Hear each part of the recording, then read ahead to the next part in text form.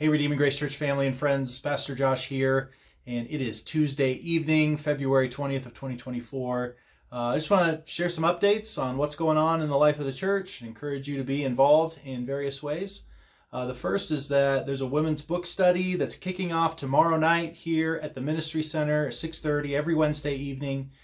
Bree is going to lead a book study through Friendship with God by Mike McKinley. Great book that just helps unpack what it looks like from Scripture to grow in our relationship with God, to actually have a friendship with God.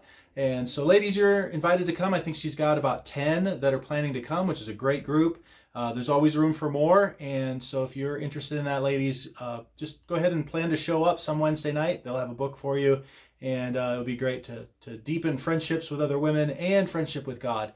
I encourage you to do that. And guys, I'm going to be at home on Wednesday nights, and I'm watching our younger two girls. And so if there's some of you that would like to go through a book together, we could go through Confessions by Augustine or some early church stuff. We could go through Here I Stand, a biography of Martin Luther from the Reformation. We could go through other books, more modern books, and be happy to, if there's some interest in reading some things together, some great biographies or great theology or a practical life book.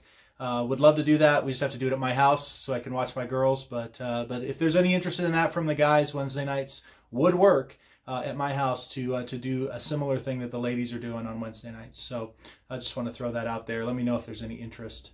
Also, 9:15 on Sunday mornings, we're continuing to do our growth classes. We're just about done with the Church Basics series, where we have looked at 6 little tiny books on what it looks like from the Bible to have a healthy church. What does the Bible say about how we should structure and order our church? And now, once we finish that this Sunday, we're gonna continue our discussion through what a material called the Vine Project, which will just help us think through absolutely everything we do as a church and how it relates to disciple making. How can we be more disciple making in how we greet people? How can we be more disciple making with our website? How can we be more disciple making in our preaching and our outreach and our small groups? And this is going to be a group project. We're going to have a conversation in light of the biblical ecclesiology, the way that we're supposed to do church from the Bible. What does it then look like for us practically to use our gifts and abilities and opportunities to be disciple making in our own culture? And that's going to be a group project. It's not just me that creates that for us. We're going to work on that together. So 9:15 on Sunday mornings, we would love to have as many of you as possible feeding into this project and helping own disciple making in our church. So that's going to happen, and that's going to continue every Sunday morning at 9:15 through May. So there's classes for kids as well that are happening at that same time, but I just want to continue to extend that invitation to come and be a part of these conversations about what it looks like to be a healthy disciple-making church and healthy disciple-making individuals. Also, I just want to announce that we're going to have an Easter egg hunt again on March 31st, which is Easter Sunday. We've done this the last several years where we've done just like a neighborhood Easter egg hunt just outside the Journey Museum. We're going to do that again. We've had great turnout. Actually, the news came one year and interviewed me right before that. And so we would love to encourage any of you that can come and help us get the word out, help us prepare the eggs and the candy and the flyers, and then help us with crowd control on that morning, because we've had several hundred people come on Sunday morning to come be a part of that Easter egg hunt. It's at least a touch point with our community to show them, hey, there's a church here and we care about you, and maybe some of them would actually take the next step and become more engaged with us. So I just want to announce that. I want to get that on your radar, and if you want to help us out with that, that would be awesome. Also, this coming summer, June 17th through the 21st, we're going to do Student Life Camp again.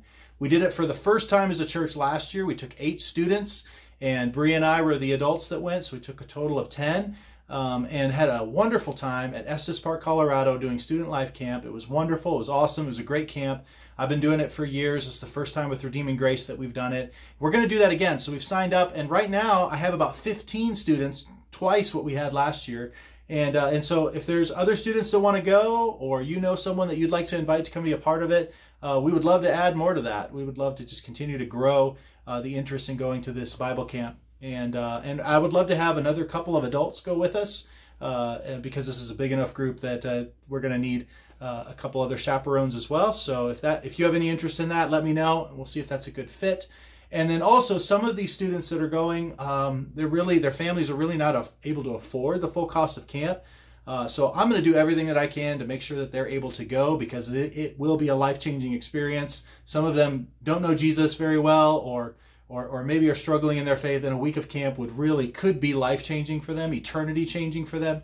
So I'm committed to find a way to make it happen. But if you just have it laid on your heart that you'd like to sponsor part or all of one of those students to be able to go to camp, to just offset the expense for the church, that would be wonderful. You can let me know, or you can just go to our giving website and kick in there. But that would be helpful, because we are going to take a significant group, and camp can be expensive, but it's so worth it when you think of the life change and the eternal impact that camp can make on a student. So that's coming up. Be praying about it. Let me know if you want to be involved in one of those ways.